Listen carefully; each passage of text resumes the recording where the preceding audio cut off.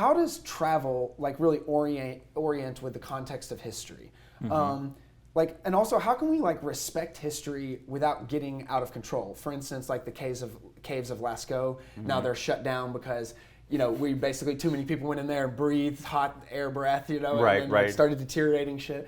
And then also like the beach in Thailand, the famous beach, now closed down. So like, how can we not overuse novelty, I guess you could say? That's a good way to put it, that everyone can enjoy. But then there is a difference than being somewhere and actually seeing it online. And then maybe this is our transition after into Göbekli Tepe, because Göbekli Tepe, I want to go to Göbekli Tepe, but like at the same time, like I'm now kind of at least thinking, who knows, but I'm at least thinking about, well, wait about, you're even going there is maybe something, maybe you don't need to go there. Maybe it's, the researchers and things like that. And so I'm trying to go that myself. And so how can we kind of navigate that, Yeah, you raised a very good topic where mass tourism especially destroys the thing it claims to value, right? Where over time, local social and economic norms adapt to the tourists, and also, of course, there is damage that happens to sites if they are visited. Now, for Göbekli Tepe, I'm just going to briefly explain what it is. It's an 11,500-year-old monumental construction site. It has these like massive concentric circles with tall 10 to 15-ton pillar rocks. The reason the site is very interesting is because it predates the consensus origin of agriculture.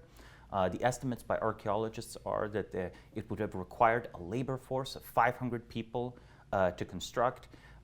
Is considered to be probably some sort of temple or religious center, though I always have like a little bit of skepticism whenever they dig up something and it's like for ritual purposes. I'm like, yeah, everything's for ritual purposes. Exactly. Your daily grind is your ritual. Yeah.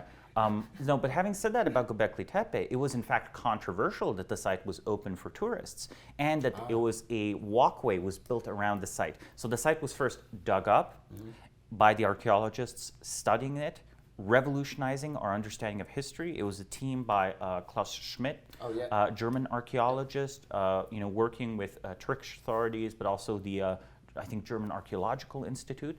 They sponsor a lot of very interesting digs around the world. It's interesting, right? We could dive into why Egyptology has two homes, Britain and Egypt. You can probably guess why Britain, right? The British Empire. And Germany also has an interesting history of relations with Turkey, which meant that Germany often has some of the best Assyriologists. An Assyriologist is someone that sort of studies the Fertile Crescent civilizations. This is modern-day Syria and Iraq, right? Assyria, right, with an A, Assyriology. Yes. That's the field of study. Old school Assyrians. Exactly, not Syrians, Assyrians. Exactly. So that's the name of the discipline that's equivalent to Egyptology, which I'm sure we've all heard of. It's much more famous. So the site was opened to tourists. Arguably, there was a lot of construction done. Klaus's widow, because unfortunately he passed away a few years ago, protested and said that the Turkish government was damaging the site. The Turkish government said, we are not damaging the site. The problem with this exchange is that they would say that even if they were damaging the site, they have no reason to say, yeah, we damaged the site. Sure, we did that. When I saw the site itself in its current state, it's first off, digs have been stopped. So there's a large chunk of the site, 70% of the site remains unexcavated. 70%? Yes, wow. And the official story is that they're waiting for someone of sufficient skill to lead the dig to expand it so that they can, so they can find what would, so they don't destroy the site in the process of exploring it, which was actually a common problem in the last 200 years or so of archaeology as we now think of it. But it's the new digs have stopped. There are some, the old site is nominally preserved. There's a walkway built around it, so you don't actually walk on that surface, right? Who knows whether the construction itself damaged the site or not. It's sort of covered by this kind of sail to protect it from, or roofing to protect it from the elements. Then when you visit it, it's extremely windy because it's on top of a hill, so, so it's getting eroded in. I mean, who knows? Who knows what's going to happen? I mean, you're protecting it from rain, at least, storms, all of that, and you're making it more comfortable for the visitors to see it, so the scorching sun doesn't get in the way of enjoying it. I thought to myself, well, what about if this was truly to become a mass tourism site, they would literally start dropping trash because that's the way human beings are. Sure. And I didn't see a good solution to that. Like, you can have like security as much as you want, but if it's big masses of people, that is contaminating the site, right? Some of it is just litter, you take it away, but like, if you have like tricky materials analysis that you're trying to do to date some things, who knows if that messes it up, right? Who knows if that messes it up? So I would say that I think that there is an argument to be had that when ruins are already part of an urban landscape, you should take measures to preserve them, but it should be open to citizens and open an extension to tourists. Why? Because it's already part of the social fabric of a city.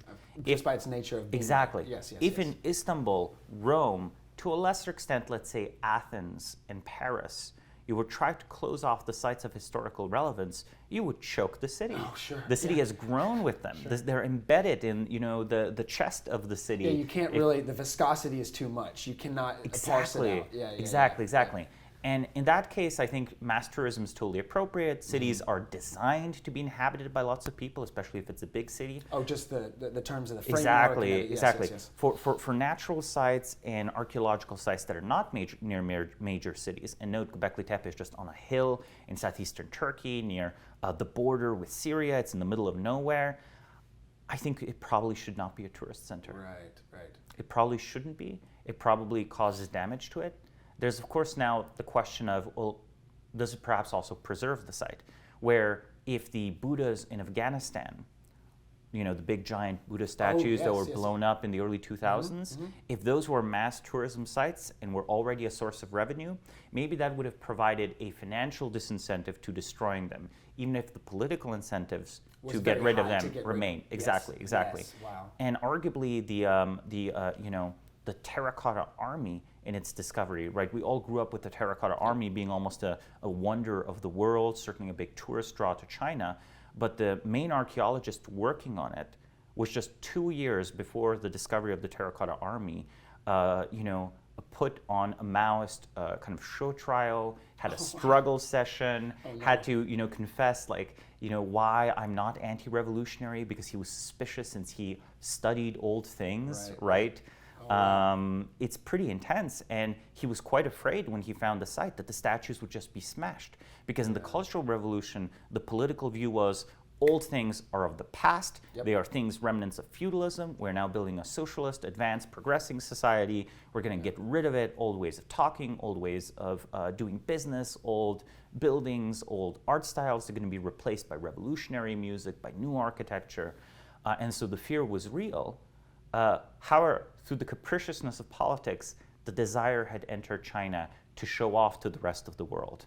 Politically, it suddenly became important that the rest of the world thought that China was, this very important old civilization, and suddenly what would have been political liability became a political asset. And I find it terrifying that this sort of capriciousness of current politics might cause sites that really define our knowledge of, say, the Qin dynasty, for example, in the China case, might be suppressed, might be destroyed, might be neglected, or they might be brought into the limelight, perhaps even exaggerated. Like, that presents a real distorting function on our understanding of history.